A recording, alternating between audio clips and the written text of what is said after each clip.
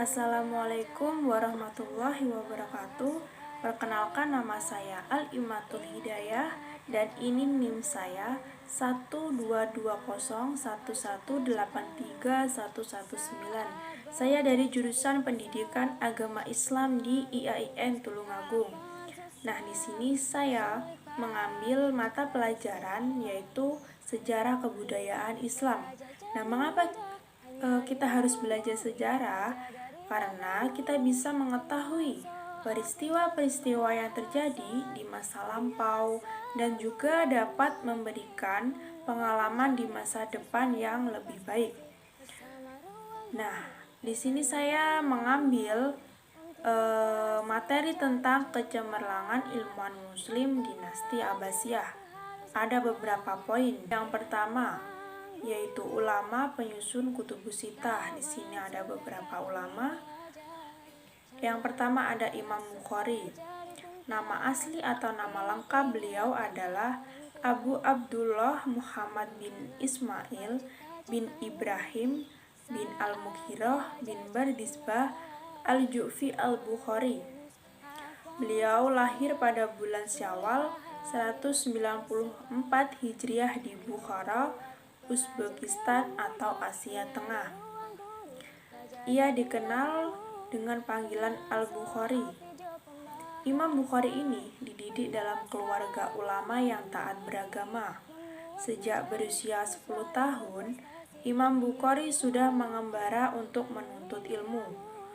Ada beberapa tempat yang pernah beliau kunjungi, yaitu Balkh, Naisabur, Rai, Baghdad, Basrah, Kufah, Makkah, Mesir, dan Syam.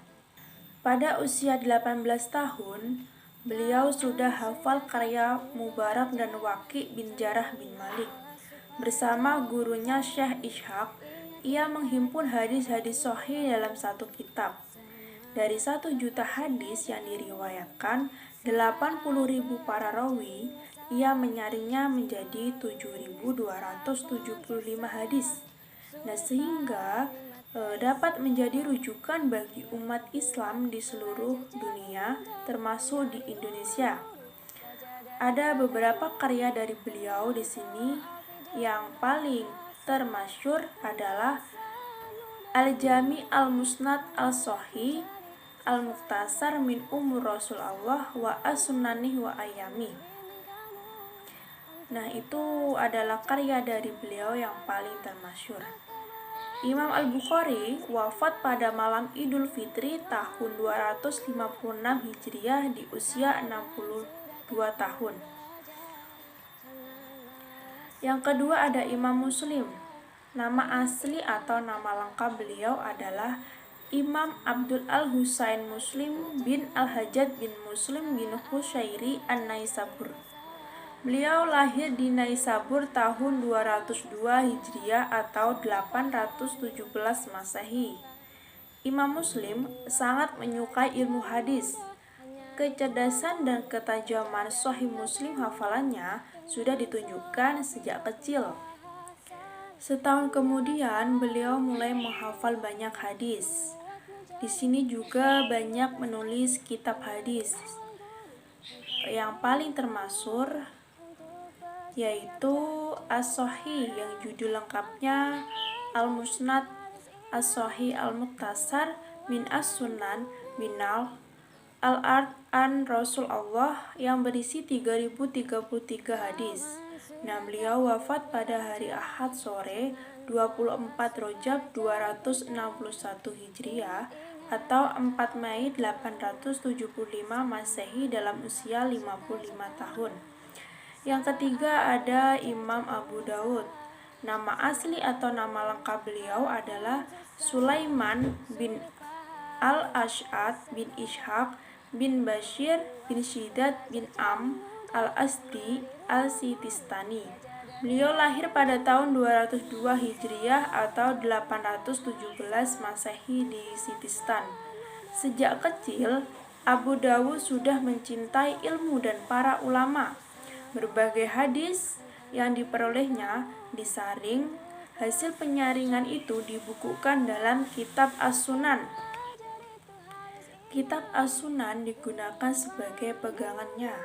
Kitab tersebut mendapat pujian dari Ahmad bin Hanbal, ulama fikih termasyhur dari 4 imam mazhab. Imam Abu Dawud juga menulis banyak kitab hadis.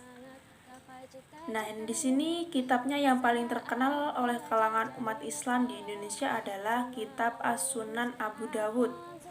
Abu Dawud meninggal dunia di Basrah pada tanggal 16 Syawal 275 Hijriah atau 889 Masehi.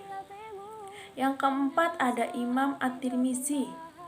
Imam Tirmizi banyak pula mengarang kitab seperti Kitab Al-Ilal, Kitab Al-Asma As-Sahabah, Kitab Al-Asma Al-Kunyah, dan yang terkenal adalah Kitab As-Sunan. Kitab tersebut terdiri dari 4 bagian. Yang pertama, bagian yang dipastikan kesohihannya. Yang kedua, bagian yang mencapai syarat sebagaimana Abu Dawud dan An-Nasai. Yang ketiga, bagian yang jelas ilatnya. Yang keempat, bagian yang menerangkan menurut perkataannya sendiri. Imam Tirmizi melakukan perjalanan panjang dalam menuntut ilmu, baik dalam bentuk mencatat, berdiskusi, bertukar pikiran, dan mengarang yang menyebabkan ia menderita kebutaan beberapa tahun pada akhir hidupnya. Dalam keadaan seperti itulah, beliau kemudian meninggal dunia. Ia wafat di Tirmizi pada malam Senin 13 Rajab tahun 279 Hijriah atau 8 Oktober 892 Masehi dalam usia 70 tahun. Yang kelima ada Imam An-Nasai. Nama lengkap atau nama asli dari beliau adalah Ahmad bin Su'aib bin Ali bin Sinan Abu Abdul Ar-Rahman An-Nasai. Beliau lahir pada tahun 215 Hijriah. Ia dikenal sebagai nama Nasai yang dinisbahkan kepada kota Nasai, salah satu kota di Khurasan. Imam Nasai menerima hadis dari Sa'id, Ishaq bin Rawaih, dan ulama lainnya dari tokoh hadis di Khurasan, Hijaz, Irak, Mesir, Syam, dan Jazirah Arab. Imam Nasai terkenal karena ketinggian sanad hadisnya. Kitab Sunan An-Nasai memuat lebih sedikit hadis dhaifnya setelah kitab Sahih Bukhari dan kitab Sahih Muslim. Di sini ada beberapa kitab-kitab hadis dari karya An-Nasai, di antaranya ada As-Sunan Al-Kubra yang lebih dikenal dengan Sunan An-Nasai. Lalu ada As-Sunan Al-Muttaba, kemudian ada kitab At-Tamyiz, ada kitab Ad-Du'afa, Qasais Ali, Musnad Malik, Manasik Al-Hajj. Itu tadi beberapa kitab-kitab hadis dari karya An-Nasai.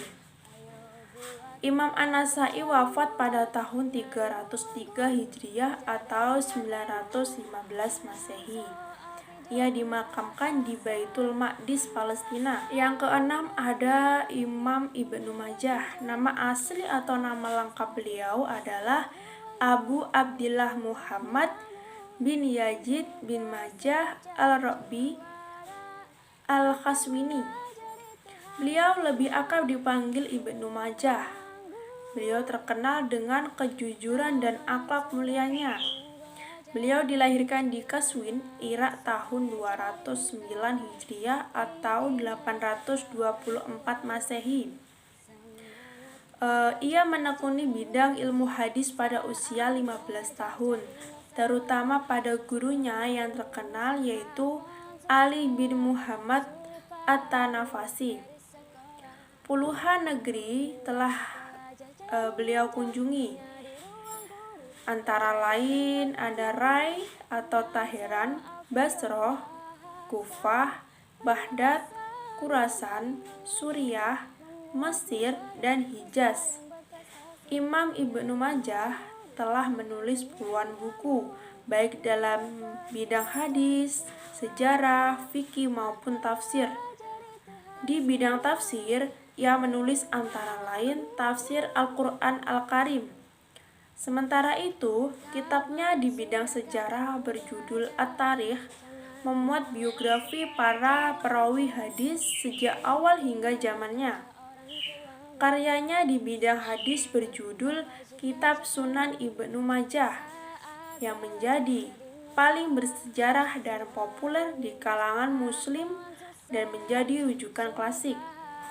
Nah, itu tadi penjelasan dari keenam ulama penyusun Kutubus Sittah.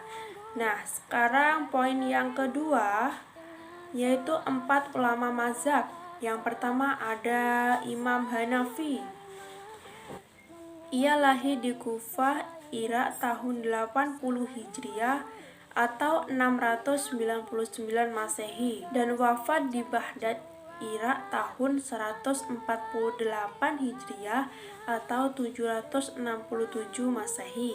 Sebagai pendiri mazhab Hanafi, Imam Hanafi disebut sebagai tokoh pertama kali penyusun kitab fikih berdasarkan kelompok-kelompok tertentu atau tematik, mulai dari bab kesucian atau toharoh, sholat, dan seterusnya.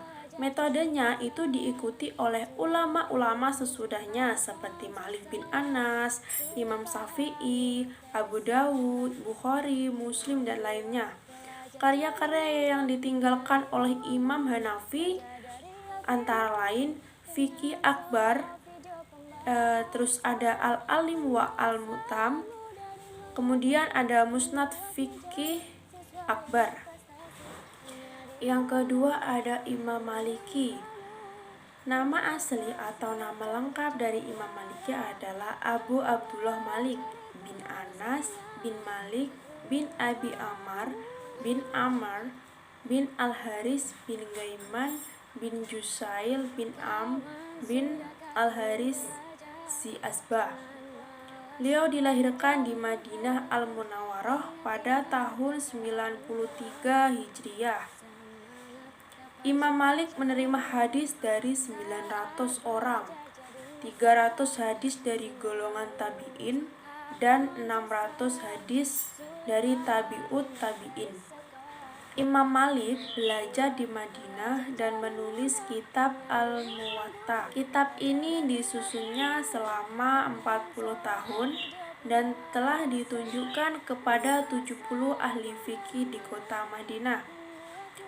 Kitab Al-Muwatta berisi 100.000 hadis yang diriwayatkan oleh lebih dari 1.000 orang. Perawi yang paling masyhur adalah Yahya bin Yahya Al-Laitsi Al-Andalusi Al-Masmudi. Mazhab Imam Malik merujuk kepada 4 dasar hukum, yaitu Al-Quran, Sunnah Rasul, Ijma', dan Qiyas. Pada masanya, Imam Malik paling berpengaruh di seluruh Hijaz. Ia dikenal dengan sebutan Sayyid Al-Fuqaha Al-Hijaz atau pemimpin ahli fikih di seluruh daerah Hijaz. Yang ketiga ada Imam Syafi'i. Nama asli dari Imam Syafi'i yaitu Abu Abdullah Muhammad bin Idris Al-Syafi'i atau Muhammad bin Idris Al-Syafi'i merupakan keturunan Quraisy dari Bani Muthalib. Imam Syafi'i dikenal sebagai mujtahid mutlak. Beliau mampu memadukan mazhab fikih Irak dan mazhab fikih Hijaz, juga sebagai ulama fikih, ulama hadis, dan ulama usul fikih. Nah, di sini ada karya beliau yang paling bersejarah adalah Ar-Risalah, buku pertamanya tentang usul fikih, dan juga ada kitab yang berjudul Al-Um, berisi tentang pandangan fikihnya yang baru. Pengikut mazhab Syafi'i banyak terdapat di Mesir, Kurdistan, Yaman, Aden, Hadramaut, Mekah, Pakistan, dan Indonesia. Imam Syafi'i wafat akhir bulan Rajab tahun 204 Hijriah atau 819 Masehi di Mesir. Yang keempat ada Imam Hanbali. Nama lengkap atau nama asli dari beliau adalah Ahmad bin Muhammad bin Hanbal bin Hilal bin Asad al-Marwazi al-Baghdadi. Beliau lahir pada bulan Rabiul Awal tahun 164 Hijriah di Baghdad. Ia sudah hafal Al-Quran pada usia 15 tahun dan dia juga dikenal memiliki tulisan yang indah. Ada beberapa kitab-kitab karya dari Imam Hanbali. Yang pertama ada Kitab Al-Musnad. Nah, kitab ini berisi lebih dari 27.000 hadis. Yang kedua ada Az-Zuhud, yang ketiga ada Fadail Al-Anba'id, yang keempat ada Jawabat Al-Quran, yang kelima ada Al-Iman, yang keenam ada Al-Rad ala Al-Jamiyah, dan yang ketujuh ada Al-Ashribah, dan yang terakhir ada Al-Faraid. Imam Hanbali meninggal hari Jumat 12 Rabiul Awal tahun 241 Hijriah pada usia 77 tahun. Selanjutnya poin yang terakhir yaitu ulama tafsir. Di sini ada dua ulama tafsir ya. Yang pertama ada Imam Ibnu Jarir At-Tabari. Beliau lebih dikenal sebagai Ibnu Jarir atau At-Tabari. Beliau lahir di daerah Amol, Tabaristan atau sebelah selatan Laut Kaspia pada tahun 838 Masehi. Kegiatan menghafal Al-Quran dimulainya sejak usia 7 tahun. Pada usia 8 tahun, beliau memperoleh kepercayaan menjadi imam sholat. Bahkan, beliau telah melakukan pencatatan hadis sejak usia 9 tahun. At-Tabari banyak menulis kitab yang berkaitan dengan berbagai bidang ilmu seperti tafsir, sejarah, hadis, hukum, teologi, akhlak, dan lain-lain. Nah, ada beberapa karya yang terkenal dari beliau berjudul Tarikh Ar-Rasul wa Al-Muluk atau Sejarah Para Rasul dan Raja, atau lebih dikenal sebagai Tarikh At-Tabari. Kitab ini berisi sejarah dunia hingga tahun 915 Masehi. Karyanya terkenal karena keakuratannya dalam menuliskan sejarah Arab dan Muslim. Karya terkenal lainnya adalah di bidang tafsir berjudul Tafsir At-Tabari. At-Tabari wafat pada hari Senin 27 Syawal 310 Hijriah bertepatan dengan 17 Februari 923 Masehi pada usia 85 tahun. Yang kedua ada Imam Ibnu Katsir. Nama asli atau nama lengkap beliau adalah Imaduddin Ismail bin Umar bin Katsir Al-Qurasyi Al-Busrawi. Beliau lahir tahun 701 Hijriah atau 1302 Masehi di Mijal, sebuah tempat di kota Basrah. Ada beberapa karya dari Ibnu Katsir yang terkenal adalah yang pertama ada Tafsir Al-Quran. Kitab ini berbentuk riwayat dan telah diterbitkan berulang kali dan telah diringkas oleh banyak ulama. Yang kedua adalah Al-Bidayah wa An-Nihayah, terdiri dari 14 jilid yang berisi kisah para nabi dan umat terdahulu, sirah nabawiyah, dan sejarah Islam. Yang ketiga ada At-Takmil fi Ma'rifat As-Sikhat wa Du'afa wa Al-Majahil. Di dalamnya terangkum dua kitab karya guru beliau, yaitu Al-Mizzi dan Az-Zahabi, atau kitab Tasibul Kamal fi Asma Rijal dan kitab Mizan Iktidal fi Naqdir Rizal. Yang keempat ada Jami' Al-Masanid, berisi Musnad Imam bin Hanbal, Al-Bazzar, Abu Ya'la Al-Musili, Ibnu Abi Syaibah, beserta kutubus sitah yang disusun berdasarkan bab-bab fikih. Yang kelima ada Tabaqat Asy-Syafi'iyah berisi biografi Imam Asy-Syafi'i.